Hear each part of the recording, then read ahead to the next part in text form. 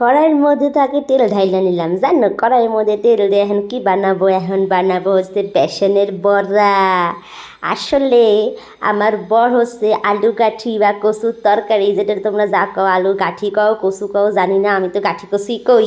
তো ওইটা একটা তরকারি বানাবো, আমার বর খুব ভালো খায় বলে। তো যাই হোক, আমি সকালবেলা যখন গাঠি আর আলু সেদ্ধ করি, আমার বর কয় বাবা আমি তো গাঠি আলুর তরকারি খুব ভালো খাই, এই যে সোয়াবিন দাও। আমাকে ও মা সোয়াবিন, ওই আবার কে দেয় আলু গাঠির তরকারির মধ্যে সোয়াবিন? না আমার মা দিয়া রান্না করে। আমাকে ওরে না, নিশ্চয়ই কোনো এর মধ্যে কোনো ঘাবলা আছে। তো যাই হোক, আমি শাশুড়িকে ফোন করলাম বড় ডিউটি চলে যাওয়ার পরে, বললাম তুমি বলে আলু গাঠির তরকারি কী দিয়ে রান্না করো, সোয়াবিন দিয়ে? কই কই না তো। আমি না, তোমার ছেলেকে আলু গাঠির তরকারি সোয়াবিন দিয়ে বলে রান্না করো। আগে আরে না, ওর মধ্যে বেসনের বড়া দিই। আমি আচ্ছা ওটা তাহলে সোয়াবিন বানাতে থাকি, হ্যাঁ তাহলে বেসনের বড়াটা সোয়াবিন কষতে। তারপর মা আমার রান্নার প্রসেস কইতে শুরু করে দিল, মানে ফোনে কইছে। যাই হোক, শোনো তোমরা আমার কথাগুলা।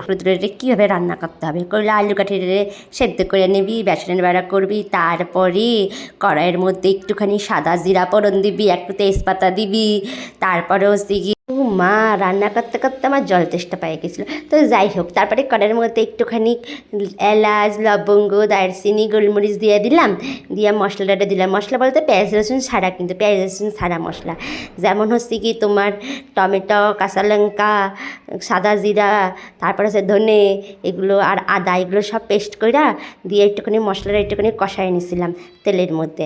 সর্ষের তেল দিয়ে রান্না করছি কিন্তু, হ্যাঁ কষাই নিয়েছিলাম। কষাই নেওয়ার পরে আলু আর গাঠিটাটা দিয়ে দিলাম, দিয়ে ওটা একটুখানি ভালো করে কষাই নিলাম। কষাই নেওয়ার পরে একটুখানি জল দিয়ে ঢাকা দিলাম। মা আবার কইছিল একটু বেশি করে জল দিবি, কাজ যেহেতু বেসনের বড়া দিবি তো তাই একটু বেশি করে জল দিবি, নাহলে বেসনের বড়াটা কিন্তু জল দেওয়ার পরে দিতে হবে, বুঝছা? পেস্টে নিলে তখন সব জল শুকাই যাবে, তখন আর ঝোল থাকবে না, বুঝলি তো, এই জন্য। তো যাই হোক, আমি বেশি করে একটু জল দিয়ে ঢাকা দিয়েছিলাম। ঢাকা দেওয়ার পরে তারপর দেখলাম যে একটু শুকাই আইসে। তারপরে আমি একটুখানি করে ঢাকনাটা তুলে একটুখানি ঘি একটু মিষ্টি দিয়ে দিলাম।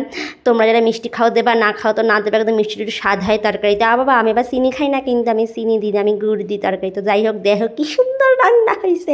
এ কিন্তু হচ্ছে শুকনো লঙ্কা পেঁয়াজ রসুন ছাড়াই কিন্তু আমি রান্না করছি, একদম ঘরোয়া নিরামিষ রান্না। তো